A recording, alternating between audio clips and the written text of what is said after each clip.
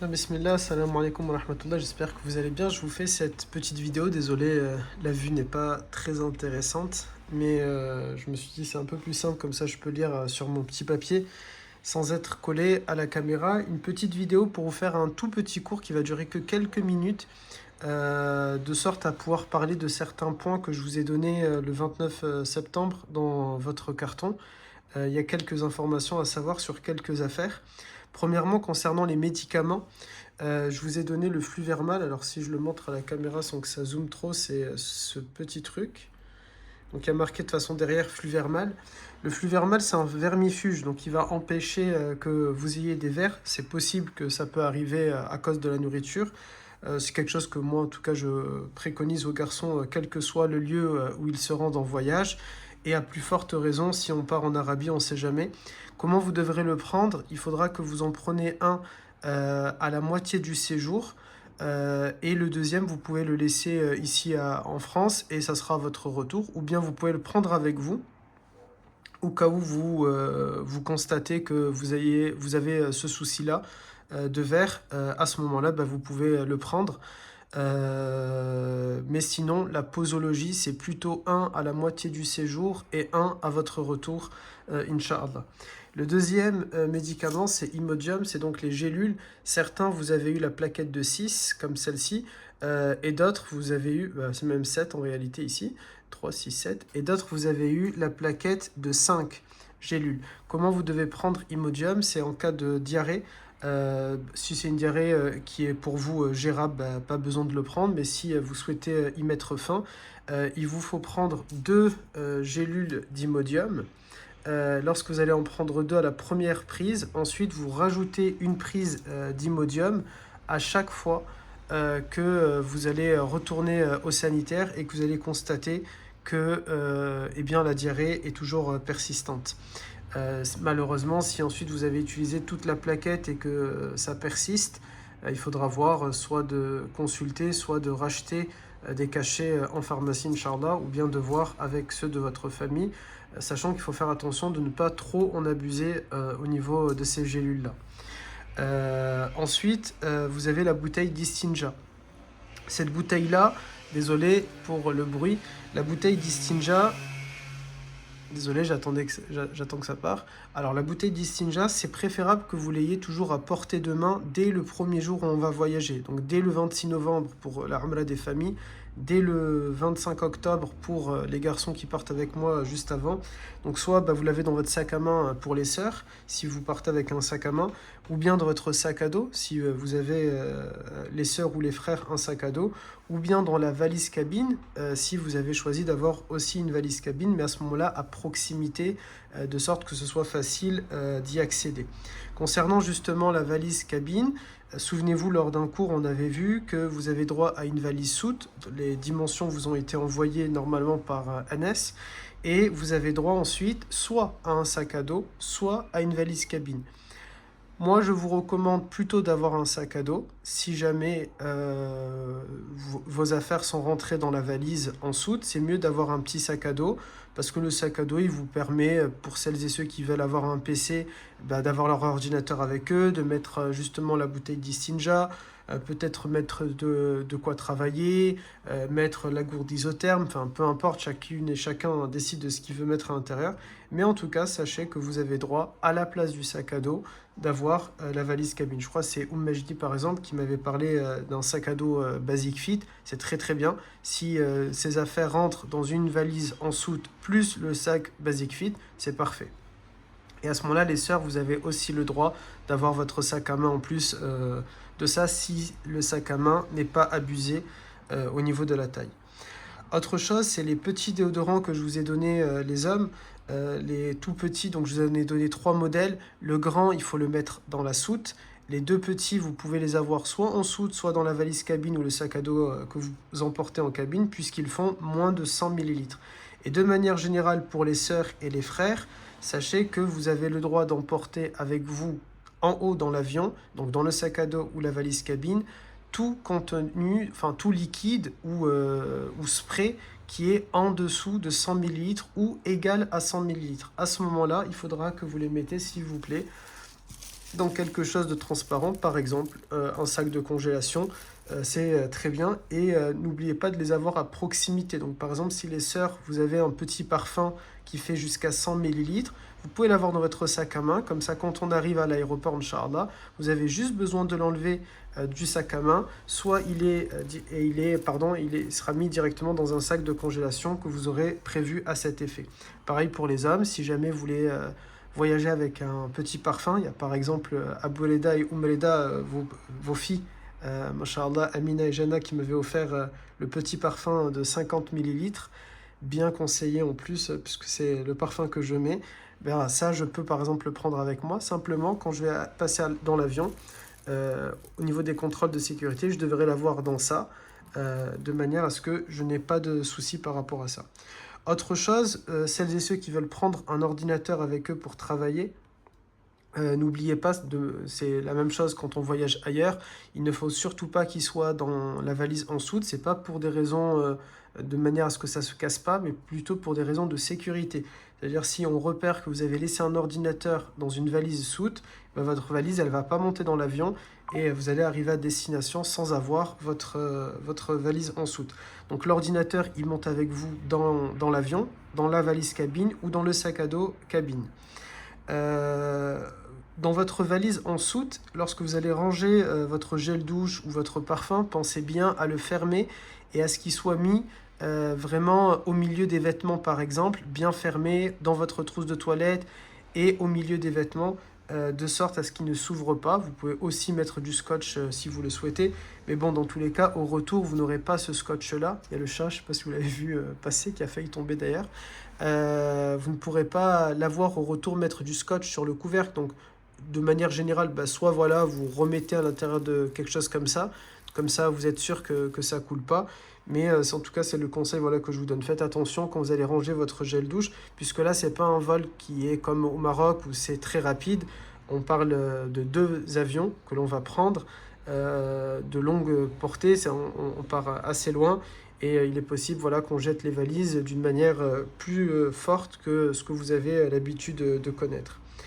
Ainsi, le sac de chaussures que je vous ai passé, c'est le sac qui est transparent avec des fils de corde qui sont marrons, qui étaient juste à côté, si vous vous souvenez, des Kleenex et du dentifrice et des tapis de prière.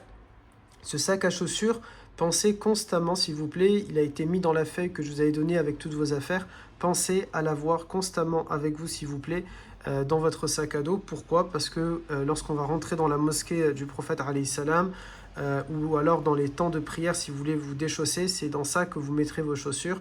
Surtout si vous avez dans le sac à dos un Coran, si vous avez dans le sac à dos quelque chose comme des papiers, vous voulez pas qu'ils s'abîment, de la nourriture, etc. Ce sac à chaussures, lorsque vous allez mettre vos chaussures à l'intérieur, je vous recommande de ne pas le serrer. Vous savez, comme c'est des cordes, normalement, c'est fait pour être serré. Moi, je vous recommande simplement de mettre votre chaussure à l'intérieur et tout simplement de le tenir à travers les cordes sans avoir besoin, je vais faire le geste de faire comme ça, vous voyez, de serrer de cette manière-là. Mais simplement en le tenant à travers les fils. De cette manière-là, votre sac de chaussures durera beaucoup plus longtemps. Aussi, je regarde mon petit papier, le petit sac à dos qu'on vous a passé qui est noir et blanc, vous avez une petite étiquette normalement à côté donc de là où on l'attache pour le mettre sur notre dos, vous avez une petite étiquette blanche. Pensez s'il vous plaît dès à présent, dès maintenant si vous pouvez le faire aujourd'hui, comme ça vous êtes sûr de ne pas oublier, pensez à écrire votre prénom de manière lisible ou faire un geste, un symbole, mais c'est mieux d'écrire votre prénom plutôt qu'un symbole parce que peut-être vous pouvez être 4 personnes à dire tiens je vais faire une étoile, c'est mieux d'écrire votre prénom puisqu'on a les mêmes, de sorte que vous ne les confondez pas et qu'il n'y a pas besoin constamment d'ouvrir. Mais s'il vous plaît, c'est important que vous gardez ce sac à dos-là pour la Umrah. Et lorsqu'on sera à Médine, de ne pas vous dire « Bah non, moi je vais en utiliser un autre, comme ça je suis sûr que je ne le perds pas ». Pourquoi? Parce que le sac à dos, il va aussi nous servir de nous reconnaître.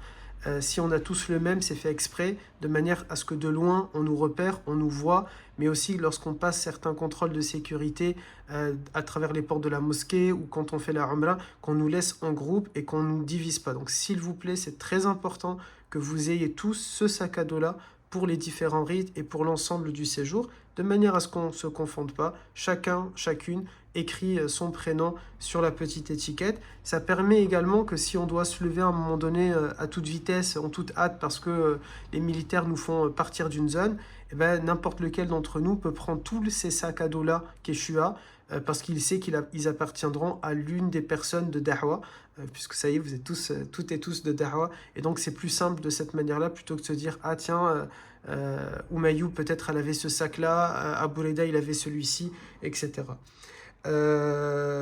Aussi, je regarde, comme ça je n'oublie pas.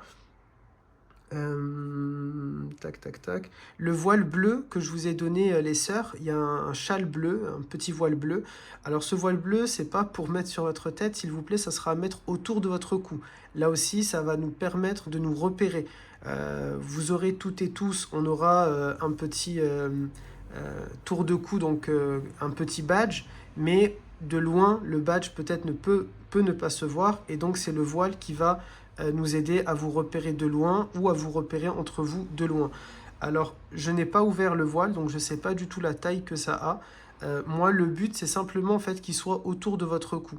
Maintenant, c'est vous les expertes, et c'est vous qui allez me dire qu'est-ce que l'on peut en faire. Si vous estimez, donc ça je vous demande conseil, si vous estimez qu'il est assez grand pour être coupé en deux dans la longueur, à ce moment-là, ce que l'on fera, c'est que Haja Habiba, masha'Allah, j'ai entendu dire qu'elle est couturière, du coup on les donne tous à Haja Habiba, et Haja Habiba, elle les coupera en deux avec la machine à coudre, elle fera quelque chose de propre et joli, j'en doute pas, et à ce moment-là, comme ça, vous avez... Désolé, c'est le chat. Comme ça, vous en avez deux chacune. Pourquoi deux? Au cas où vous le salissez, ou au cas où vous estimez que c'est bien de le changer pour différentes odeurs ou quoi que ce soit, au moins vous en avez deux. Si vous estimez qu'on ne peut pas le couper en deux, que ça ne va pas du tout faire bien ensuite, à ce moment-là, vous en aurez qu'un seul, et je compte sur vous pour le garder constamment, s'il vous plaît, lors de nos visites et lors du voyage, Inch'Allah. De manière à ce qu'on nous repère, s'il vous plaît, vraiment de loin, qu'on reste en groupe et que ce soit beaucoup plus simple, s'il vous plaît. Si maintenant aussi vous me dites qu'on peut même carrément le faire en trois, ça c'est vous les experts, donc je vous laisse réfléchir à ça. Inch'Allah, si vous avez tous le même avis que c'est possible, du coup ce week-end vous me le direz, Inch'Allah, lors du cours. À ce moment-là, on ramassera l'ensemble des voiles et on demandera à Haja Habiba malheureusement de travailler un peu pour nous.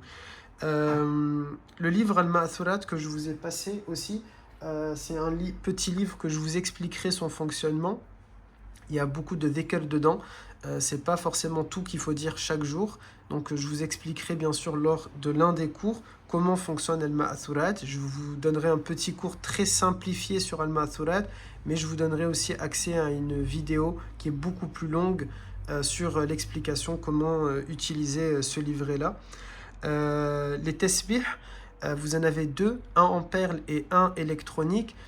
Celui qui est en perles, c'est mieux si vous l'utilisez, plutôt de l'utiliser dans les moments où vous allez être assise, par exemple, vous êtes dans l'avion, vous êtes dans le train, vous êtes en voiture, vous êtes dans le bus, dans ce genre d'utilité, vous êtes à l'hôtel, tout ça c'est plus simple de l'utiliser, plutôt que de l'utiliser pour les rites de la Umrah. Ou alors voilà, vous l'utilisez, vous êtes assise dans la mosquée du prophète, vous bougez pas, ça c'est plus simple de l'utiliser dans ces conditions-là. Je dis, je crois que je parle au féminin, mais c'est pour les sœurs et pour les frères, c'est exactement la même chose. Pourquoi? Parce que si on l'utilise quand il y a la foule, donc quand on est sur l'esplanade de la mosquée du prophète, en marchant, ou lors des rites de la Umrah, il risque de se couper. Je ne vais pas cacher, hein, c'est pas une très très grande qualité de tasbih que je vous ai offert, et donc il risque de se couper, il va y avoir des perles qui vont se mettre un peu partout. Donc pour éviter ça, c'est mieux de l'utiliser lorsque vous êtes assis et assise, Inch'Allah, et plutôt de privilégier le tasbih électronique. En parlant de tasbih électronique, je crois justement, au Majdi, vous aviez oublié le vôtre à un moment donné chez les Kesbi, donc je crois vous devez être contente d'en avoir récupéré un autre. Aussi, autre chose, je regarde,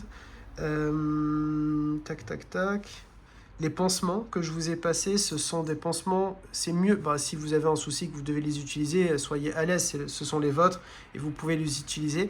Sinon, c'est mieux que vous les gardez vraiment pour la Umrah. Ça peut vous servir si jamais vous avez des ampoules, si jamais vous avez une douleur, si jamais vous saignez. Et c'est la raison pour laquelle dans la fameuse feuille que je vous avais envoyé une image avec qu'est-ce que vous devriez avoir dans votre valise en soude, dans votre valise cabine, etc.